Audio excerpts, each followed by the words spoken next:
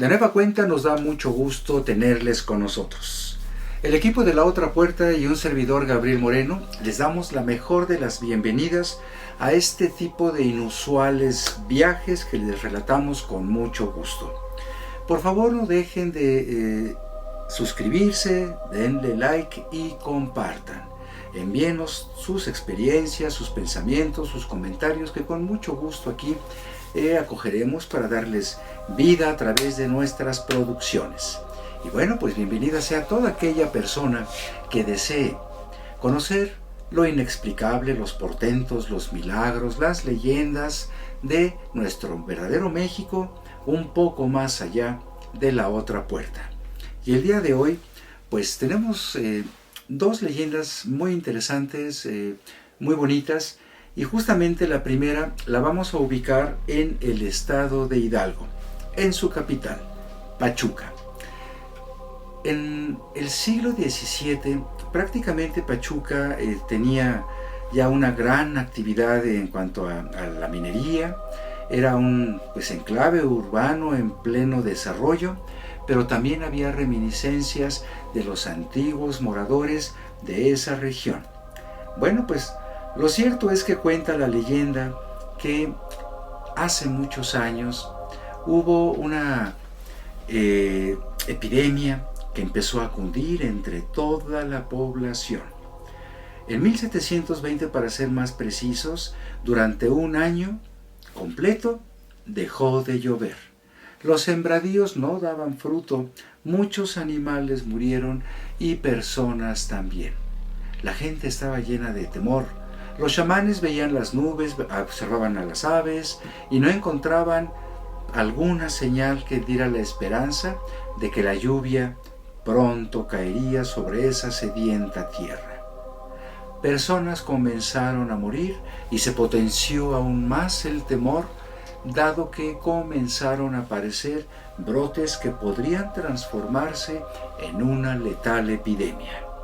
La gente estaba llena de temor y no hubo otro recurso salvo el que la Iglesia Católica de aquel sitio, en aquel tiempo, propuso como una experiencia heredada de las costumbres y tradiciones medievales españolas.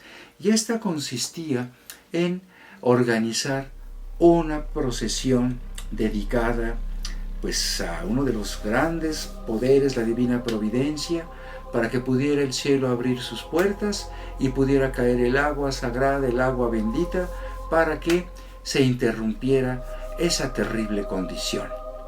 Bueno, pues esa procesión comenzó a organizarse y se perdieron las diferencias clasistas. Pobres y ricos, arrieros, mineros, hacendados, comerciantes, sus familias, todo mundo se aglutinó para participar en una petición que a todos estaba afectando ya de manera muy severa. Lo cierto es que, increíblemente, mientras esta procesión dedicada a la divina providencia empezaba a dar sus primeros pasos, simultáneamente otras dos órdenes católicas, religiosas, hicieron exactamente lo mismo. Y una vez que se encontraron en la plaza central, se pusieron de acuerdo, dado que a la gente esto hizo acrecentar su fe, dado que esta casualidad era suma de peticiones de tres órdenes diferentes religiosas, católicas desde luego, y acordaron construir tres altares donde se iban a realizar tres santas misas para pedir a Dios la lluvia.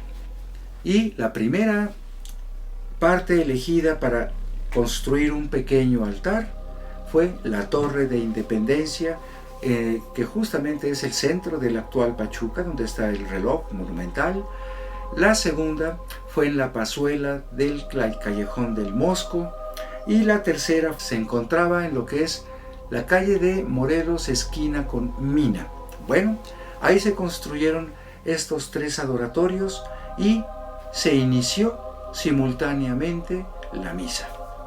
Justo se dice, cuando los sacerdotes elevaron sus hostias, el cielo fue cruzado por un relámpago. Y después de este relámpago comenzó a llover, lo cual las personas consideraron como la concesión de un suceso milagroso que vino a terminar con ese terror que esa sequía y esa posible epidemia hubieran acontecido, causando verdaderos estragos. Y hasta la fecha, si ustedes van a Pachuca y preguntan sobre las tres fuentes, estas tres fuentes de alguna manera están muy vinculadas con los adoratorios que se hicieron y con ese milagro que muchas personas siguen reproduciendo en la bella Airosa, la capital hidalguense. Y bueno, ahora pues vamos a otro lugar, vamos a el estado de Campeche. Es un estado que desde el tiempo posterior a la conquista ha sido visitado por piratas, ¿sí? Piratas.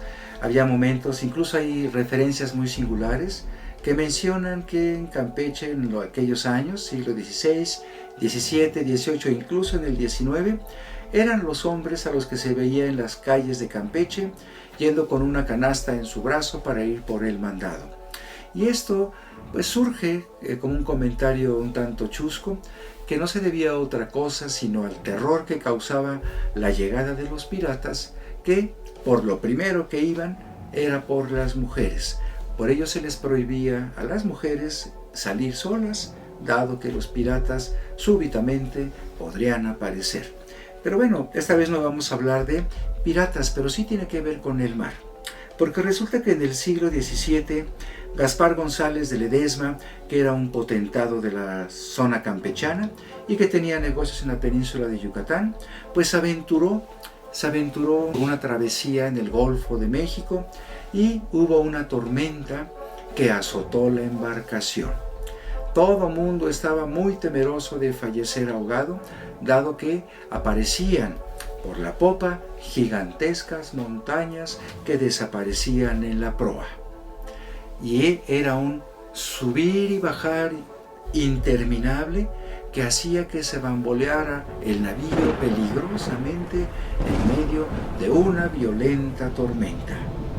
A bordo, como era costumbre, casi siempre en las embarcaciones de largas travesías, iba un fraile que cumplía la misión de pues llevar esperanza en situaciones muy difíciles y pues pedir la protección divina para que llegaran a buen puerto.